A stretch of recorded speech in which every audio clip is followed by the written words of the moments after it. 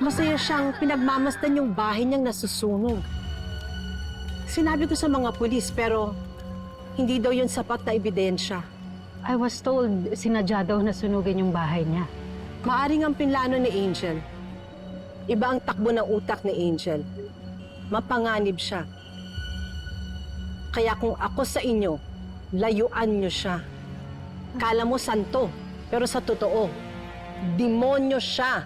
Mahilig sa apoy.